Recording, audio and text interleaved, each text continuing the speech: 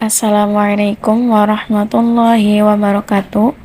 Perkenalkan, nama saya Nadia Rahma dari jurusan Akuntansi Syariah kelas 1A, Fakultas Ekonomi dan Bisnis Islam.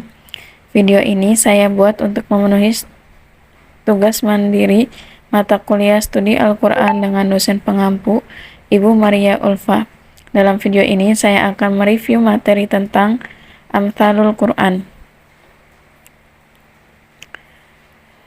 Sebagaimana diketahui, Al-Quran diturunkan oleh Allah Subhanahu wa Ta'ala sebagai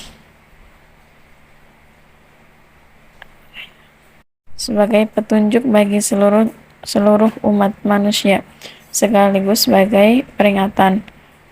Melihat hal tersebut secara mudah, mungkin dapat dinyatakan bahwa Al-Quran dengan sendirinya dapat dipahami oleh setiap orang yang menjadi sasarannya.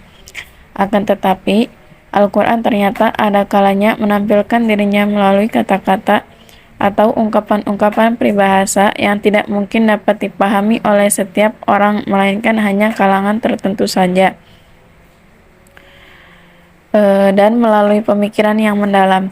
Oleh karenanya, Allah telah menggambarkan dalam surat Al-Ankabut ayat 43 bahwa perumpamaan-perumpamaan ini kami buatkan untuk manusia dan tiada yang memahaminya kecuali orang-orang yang berilmu.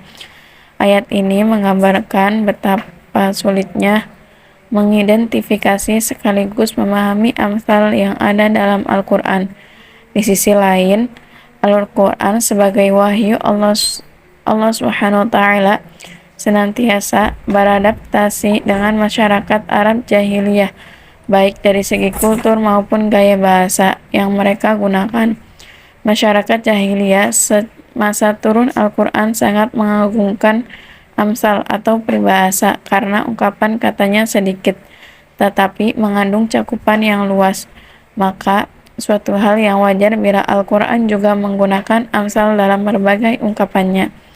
Meskipun untuk memahami amsal yang terdapat dalam Al-Quran amat sulit dan hanya dapat dilakukan oleh kalangan tertentu. Namun Rasulullah SAW dalam salah satu hadis mengajarkan agar umat Islam mengambil pelajaran dari amsal yang terdapat dalam Al-Quran. Untuk merealisasikan hal tersebut dibutuhkan adanya ilmu pengetahuan yang mengupas tentang masal. Oleh karenanya, maka para ahli ulum Al-Quran menjadikannya berbagai bagian integral yang tak terpisahkan dari ulum Al-Quran. Berikut adalah materi tentang amsal Al-Quran. Pengertian amsal secara bahasa. Kata amsal adalah bentuk jamak dari matal, mithlu, dan matil. Kata ini memiliki makna yang sama dengan kata syabbah, syib, dan syabih. Dalam sastra, masal adalah suatu ungkapan yang menyerupakan sesuatu, seseorang, keadaan dengan apa yang terkandung dalam perkataan itu.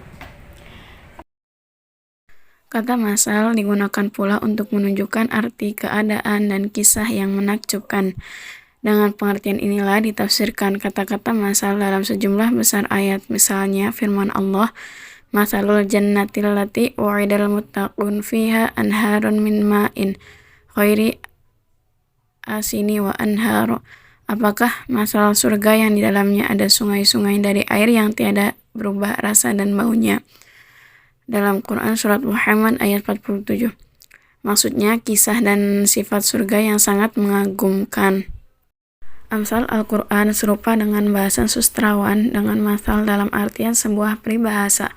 Para ulama membagi amsal Al-Quran dengan dua bagian. Yang pertama yaitu kalimat-kalimat yang singkat dalam Al-Quran yang maknanya tersebut serupa dengan peribahasa yang digunakan oleh para masyarakat.